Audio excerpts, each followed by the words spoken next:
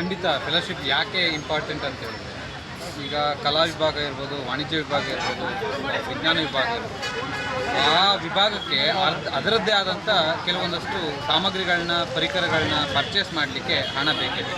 ಈಗ ನೋಡಿ, ನಾವು ಸಂಶೋಧನೆಯನ್ನು ಕೈಗೊಳ್ತೀವಿ, ಆ ಸಂಶೋಧನೆಯನ್ನು ಬರೀತೀವಿ, ಬರವಣಿಗೆ ಮಾಡ್ತೀವಿ. ಆ ಬರವಣಿಗೆನ ನಾವು ಪ್ರಿಂಟ್ ರೂಪದಲ್ಲಿ ತರಬೇಕು.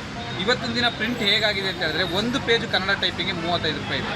ನಾವು ಸಾವಿರಾರು ಪುಟಗಳನ್ನ ಬರೀಬೇಕು, ನಮಗೆ ಲಕ್ಷಾಂತರ ರೂಪಾಯಿ ವ್ಯಯ ಆಗುತ್ತೆ.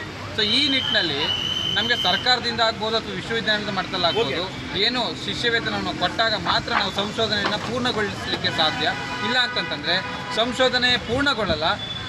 ಸಂಶೋಧನೆ ಅಪೂರ್ಣಗೊಂಡು ಸಮಾಜಕ್ಕೆ ನಾವು ಏನು ಕೊಡುಗೆ ಕೊಡಬೇಕು ಅಂದ್ಕೊಂಡಿದ್ದೀವಿ ನಮ್ಮ ಸಂಶೋಧನೆಗಳ ಮೂಲಕ, ಆ ಕೊಡುಗೆಯನ್ನು ಕೊಡಲಿಕ್ಕೆ ಸಾಧ್ಯ ಆಗಲ್ಲ ಅಂತ ಹೇಳಿ. ಈಗ ಮೈಸೂರು ಯೂನಿವರ್ಸಿಟಿಲಿ ಮಾತ್ರ ಈಗೇನು ಅಥವಾ ಬೇರೆ ಯೂನಿವರ್ಸಿಟಿಲಿ ಈ ಥರ ವ್ಯವಸ್ಥೆ ಇದೆಯಾ ಅಥವಾ ಹೇಗೆ ಸರ್? ಖಂಡಿತ ಮೈಸೂರು ಯೂನಿವರ್ಸಿಟಿನಲ್ಲಿ ಮಾತ್ರ ಈ ಒಂದು ಏನು ದಲಿತ ವಿರೋಧಿ ನೀತಿಯನ್ನು ಅನುಸರಿಸಿದ್ದಾರೆ ಸರ್. ಯಾಕೆ ಅಂತ ಹೇಳಿದ್ರೆ, ಮಂಗಳೂರು ವಿಶ್ವವಿದ್ಯಾನಿಲಯ ಇರ್ಬೋದು, ಬೆಂಗಳೂರು ವಿಶ್ವವಿದ್ಯಾನಿಲಯ ಇರ್ಬೋದು, ಈ ಎಲ್ಲ ವಿಶ್ವವಿದ್ಯಾನಿಲಯಗಳಲ್ಲಿ ಯಾವತ್ತು ನಾವು PhDಗೆ ಅಡ್ಮಿಷನ್ ಆಗ್ತೀವೋ ಆ ದಿನದಿಂದಲೇ ನಮಗೆ ಫೆಲೋಶಿಪ್ ಆರ್ಡರ್ ಕಾಪಿಯನ್ನು ಕೊಡುವಂಥ ಪದ್ಧತಿ ಇದೆ.